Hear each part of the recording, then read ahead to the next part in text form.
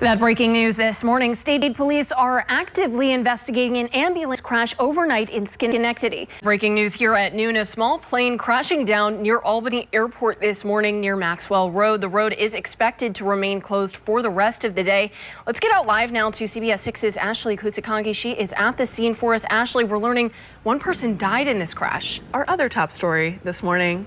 I guess Olivia's I'm officially in early labor. Yeah, Olivia's water broke, and she's still here. She's been doing the entire show. This is her decision to do this. I'd rather be at work than at the hospital. Something you'll never hear come out of my mouth. Former NBC6 reporter Olivia Jaquith delivered breaking news just minutes after her water broke, and she kept anchoring. Everybody wants to know now is, why are you out here on the anchor desk with me? Because I think I can get through a 3-hour show. Because she's a freaking workaholic. A 3-hour tour. So you think you can get through the show? That's my plan. So it's already coded for 2 anchors. All right, take a look at this. A crazy story here. A man in Jefferson County, New York, was asleep in his living room early Tuesday morning when a car came crashing into his home. That's right. First here at noon, continuing coverage of the massive system outages impacting services across the globe, including right here at CBS 6. That's right. If you watched our newscast earlier, you may have noticed we were unable to go to commercial break for much of the morning. And lots of our news team locked out of their computers. Now, here's a look inside airports across the country from this morning with these blue error screens popping up all over the place from the outage. Well, shopping for safer baby food has now gotten a bit easier for parents after a California law requiring baby food manufacturers to test their products for arsenic, cadmium, lead, and mercury at least once a month. Yeah, crews battling a fire in Waterford along Broad Street, and you can see we have a live look of it right here. This broke out around 4 o'clock this morning. We know crews have been on scene since a little before we came on the air, and we have a crew there as well. We are set to step inside the world of virtual reality right now, but as Olivia Jaquith is here to tell us, this is no game. It's not, Greg. Students at Maria College are, though, leveling up their nursing education with cutting-edge technology, and it's only continuing to evolve. Meanwhile, in Troy, police in the area of 10th Street and Middleburg and Rensselaer Streets yesterday afternoon after a report of shots fired. On scene, they say there was no evidence of a victim being injured, but the investigation's open and ongoing. So if you know something, you're asked to give them a call. An 18-year-old will spend the next 20 years behind bars after pleading guilty to a truly shocking crime. The details here are both upsetting to hear and, quite frankly, very difficult to read. Tyleek Young admitted to kidnapping and beating his pregnant girlfriend with a hammer. Troy firefighters responding to a fire this weekend at the Unity House's Catherine Allen building. As CBS 6's Quinn Alexander learned, it took crews more than 8 hours to extinguish the flames that left the building here in ruins. The social services organization CEO now vowing to rebuild. This is taking a look at what we saw yesterday. Governor Kathy Hochul declaring a state of emergency because of severe weather in New York. A murder mystery that's haunted Albany for decades has finally been resolved. In September of 1964, Catherine Blackburn's family found her dead inside her home. She'd been beaten, stabbed, burned, and sexually assaulted. I'm Olivia Jaquith, and we begin first here with breaking news at noon. Austin Brayette charged in an illegal dirt bike crash that hospitalized a UAlbany student for months, released from custody. Right now, we do have a crash that says multiple lanes are blocked. This is in the area of 146 and Clifton Country Road. You can see some emergency vehicles on scene, and it looks like traffic is being diverted. Fortunately, there's really not too much to watch here. Right now, we're taking a live look over I-87 at I-90, a beautiful sunrise there, and really just the same slowdown that we always see here. This one at 890 to 87, a 12-minute trip there, but everything else looking pretty good.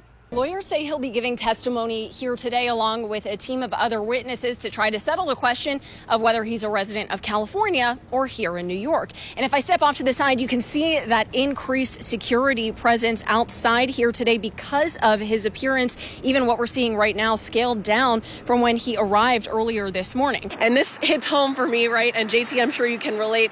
I gave birth to my son at the hospital up the road here. The speed limit's just 40 miles an hour there, but it's not uncommon to see people going more than 10 over. And that drive home It's nerve-wracking for any first-time parent, but especially so when this is what you're contending with. Now, you might have caught it there. Folks going 54, the speed limit. Again, it is only 40 miles per hour here. One of the United employees actually just made an announcement that their flights are still grounded and comms are still down on their end, but encouraging customers to try to get on their app and hopefully book a flight for tomorrow. But this is not just impacting us here at Albany International, nor is it just impacting us here in the U.S. We know that airlines in Australia and New Zealand are facing outages and ground stops as well. We're going to check in with Olivia, speaking of that home field advantage. Hey, Olivia.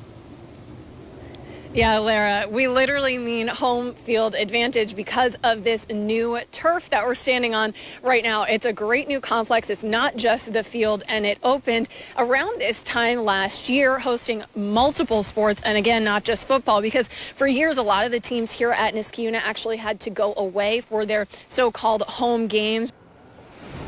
1 year in county jail. That's typically the max in New York. But one inmate in Saratoga County has been there about twice that long. So we're working to get her answers in today's Ask CBS 6. It's been horrible. It's awful here. Speaking exclusively with CBS 6, mother of two Kristen Frisch says she feels forgotten by the justice system. Her co-defendant already out after serving just 8 months. It's just crazy. So many people have come and gone, and I'm still here on a Class C felony that I pled to. It's just crazy.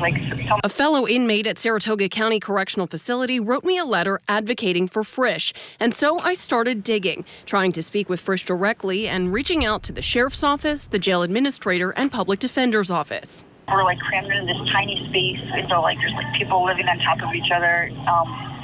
It's just chaos. I've left voicemails and sent emails for several weeks now. Still no response from the public defender's office. But after CBS 6 started asking questions, my public defender came here last Friday, but before that I hadn't heard from him in almost 6 months. Now court documents show she's set to be sentenced Friday after accepting a plea deal. And you'd been trying to give him a call, right? Yeah, and wrote letters, and even the lieutenant tried to call to see what was going on, and they couldn't get any answers either. Frisch was originally arrested on January 24th, 2024, charged with burglary. The jail administrator tells me she was released to pretrial services but violated those terms and was brought back in on August 5th, 2024. I was picked up first before my co-defendant, and my family gave him money to bail me out, so he took my bail money and got himself a lawyer. Again, that's the co-defendant who has since been released. But District Attorney Brett Eby tells me there's more to the story. He says Frisch is likely looking at time in state prison because of multiple offenses, and that part of her plea deal involves cooperation in connection with the cases of her other co-defendants, some of which are still playing out. At this point, though, Frisch tells me she just wants to get home to her girls. They offered a parenting class, so I did that last year. It was a 6-week class, it was a 12-week class. And once you complete the class, then you can have special visitation. So twice a month, my youngest daughter gets to visit me here, and we get to have a one-on-one visit, which is nice. So at least I've been able to see her. Yeah, so after months of waiting, Frisch is set to learn her fate later this morning. She'll either be transferred to docks, complete time in county jail, or be released based on how much time she's already served. And although I still have not heard back from the public defender's office, the DA tells me this delay could actually be to her benefit as she continues serving time in county jail as opposed to state prison. And if you have questions for our Ask CBS 6 reports, you can reach out to us at the email address on your screen. That's askcbs6@wrgb.com. Right here in Schenectady, Ellis Medicine's nursing school is taking a unique approach to training the next generation of nurses. I take a look inside with applications now open for fall 2026 enrollment. When a patient has difficulty breathing, every second is crucial.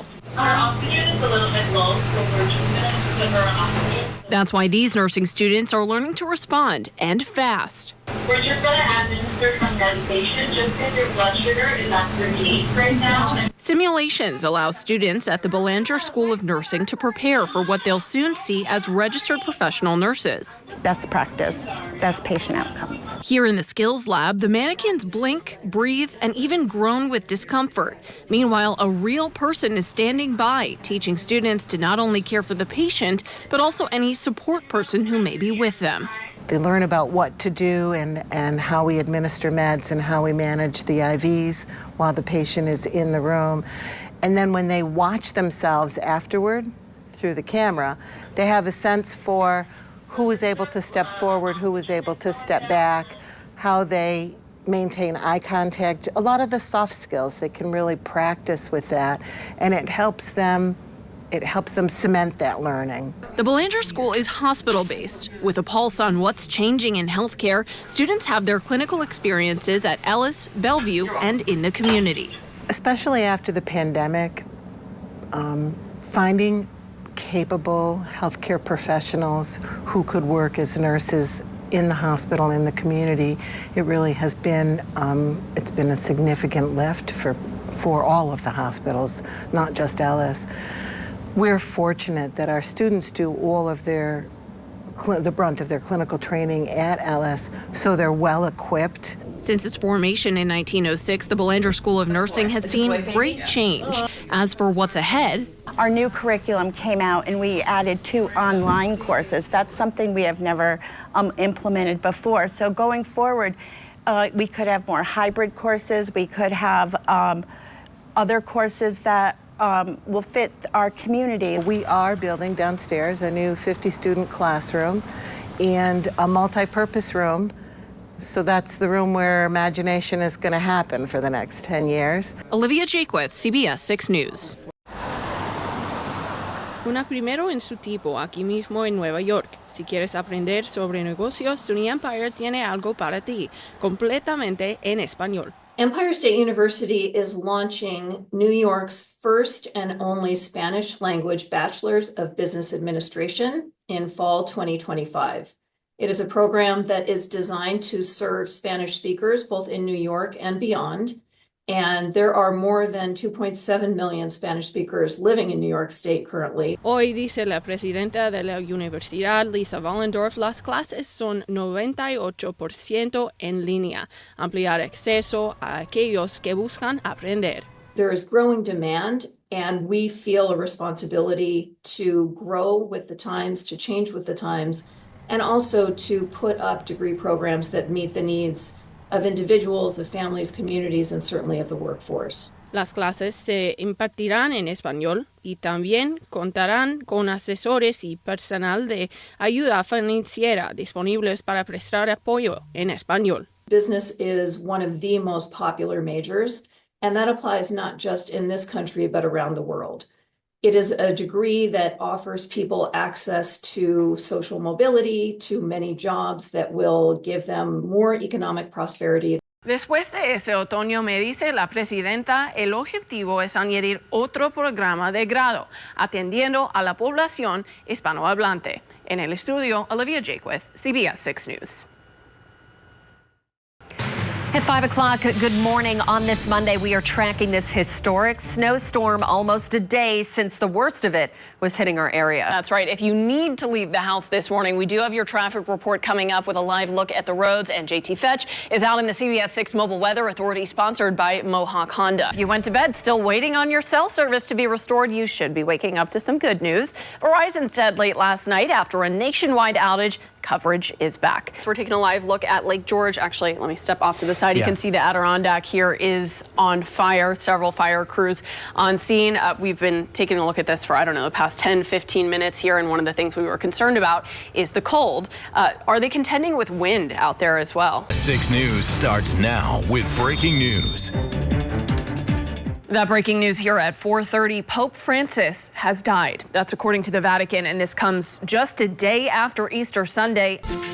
After previously saying it would be keeping its Silver Warriors moniker, Niskayuna schools have rebranded. The school board voting to adopt Niskayuna, or Niski, as the new team name. And in Schenectady here, a time lapse of the snow. Really crazy video here shows you just how much we got. The city continuing cleanup today, and now they're using a new plow tracking system. We're now learning the identities of the husband and wife who were hit and killed Tuesday night in Charlton. State police say Torben and Jean Abbo were crossing Charlton Road in the rain when the driver hit them. Well, this Thanksgiving, we have come on down to Rivers Casino for a little Thanksgiving dinner at Duke's Chop House. Let's get inside. I'm a little hungry. Colony police warning people of a phishing scam that appeared on their own Facebook page. Newly released video showing the moments before, during, and after a car chase and officer-involved shooting on UAlbany's campus last month. Several suspects are now facing charges. Emergency room wait times have been a long-standing issue at Albany Medical Center. The delays only continuing to frustrate patients and staff.